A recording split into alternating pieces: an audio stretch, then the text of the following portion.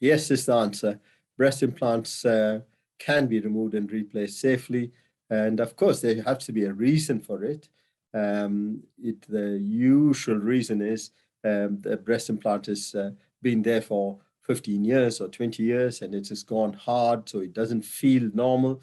The scar tissue around the implant has become so thick, you can't feel the implant. The implant itself is hard, or sometimes the scar tissue makes the implant deformed. So those are the reasons, and it's quite a common operation we undertake now.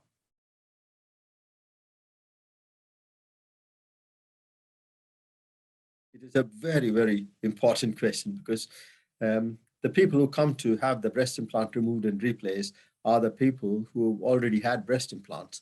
So the first surgery to place a breast implant is a 1-hour operation. It's a day case, and the patients recover within 4 weeks and they get better and so on because there's no damage to the body at all. We just make a small cut, we put the implant in and stitch the small cut.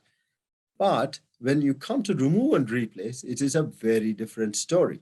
It is a much longer operation. It'll take maybe 2 to 3 hours because it is not only the implants we need to take out, we need to take the implant and the scar tissue, which is hard and embedded around the implant. So that takes time. And the other side of thing is because it is a bit more damaging to the breast to remove the breast implant than to place it, you need to place drains. And if you put drains in, patients need to stay in hospital. So it is a 1 or 2 night stay in hospital, a longer procedure. But recovery, usually within 6 weeks, they are back to normal.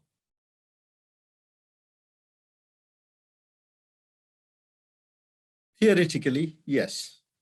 There are 2 ways of transferring fat. One is the flap surgery, which is what we use in breast reconstruction, where we can take fat from the tummy and place it into the breast. I have done maybe 1 or 2 cases for cosmetic reasons because people who have had multiple implants and capsules and they are having problems, it is quite rare because it is a big operation for providing breast augmentation. It's not like breast reconstruction for cancer. It's almost a sledgehammer to crack a nut. But on the other hand, with regards to transferring fat to the breast, you do see lots of internet sites saying you can take fat, liposuction, and inject fat into the breast. We can do that. We do that many times after breast reconstruction. If one breast is slightly smaller, we adjust it and so on. But to add a large volume, for example, to increase a cup, 2 cup sizes of breast size, you need to place an implant roughly about 250 cc.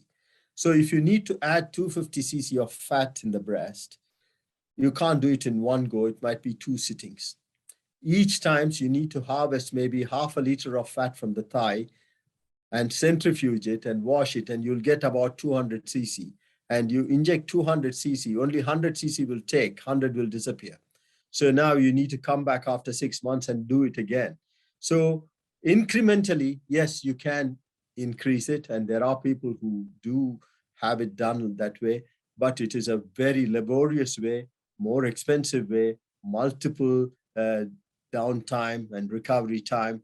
And each operation has a risk as well. So it is not something like taking fat from the thigh and making the breast bigger is not a popular technique because of that.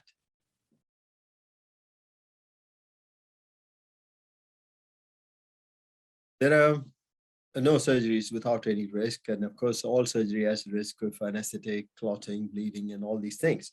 But that aside, those are very rare risks. Life-threatening risks, never. It is, again, a skin and fat operation. So when you remove the breast implant and replace it, you are going to be taking the scar tissue out. So the new breast implant may not fit just as perfectly as the first time around because the skin would have lost its elasticity. So you can have more rippling. You can have some marginal asymmetry, how the breast implants sit. One might sit slightly lower than the other, that kind of problem. So of course, there's a risk of infection. There is infection, the risk of bleeding. Very, very rarely you have the risk of even damage to the ribs and so on. That is when the capsule is very attached to the bone and the rib. There have been cases where people have damaged the rib and even the lung, but that is the extreme. If we take good care, that should not happen.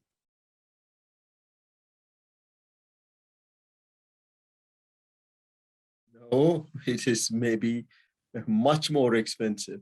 As I said, it is a longer operation, more time in hospital stay, and yeah, more time during the operation as well. So it is much more expensive. Usually, it'll be at least 50 to 60% more expensive than the augmentation procedure.